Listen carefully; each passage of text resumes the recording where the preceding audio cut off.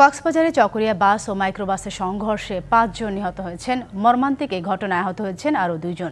সকাল ১০টার দিকে কক্সবাজার চট্টগ্রাম মহাসড়কে চকরিয়া উপজেলার হাঁসের দিঘি এলাকায় এ ঘটনা ঘটে। নিহতদের মধ্যে ৪ জন নারী ও ১ জন পুরুষ। বুধবার সকাল ১০টায় কক্সবাজার চট্টগ্রাম মহাসড়কের চকরিয়া উপজেলার ফাঁসিয়াখালী সেনা ক্যাম্প এলাকায় চট্টগ্রামমুখী মার্শা পরিবহনের একটি বাসের সঙ্গে বিপরীত দিক থেকে আসা কক্সবাজারমুখী মাইক্রোবাসের সংঘর্ষ হয়।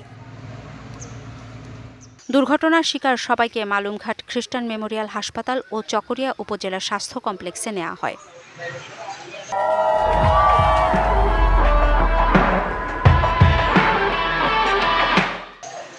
এর মধ্যে মালুমঘাট খ্রিস্টান মেমোরিয়াল হাসপাতালে ৩ জন ও চকরিয়া উপজেলা স্বাস্থ্য কমপ্লেক্সে ২ জন মারা যান।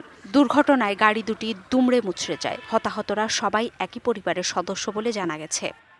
আমার ওই যে বাগনিটা আর আমার নাতি বউটা, এখানে আমার ৩ জন আছে। এরকম বেপরোয়া গাড়ি যে চলাচল আমাদের রোডে, এটা যদি চলে না হয় তাহলে এরকম দুর্ঘটনা করতে থাকবে।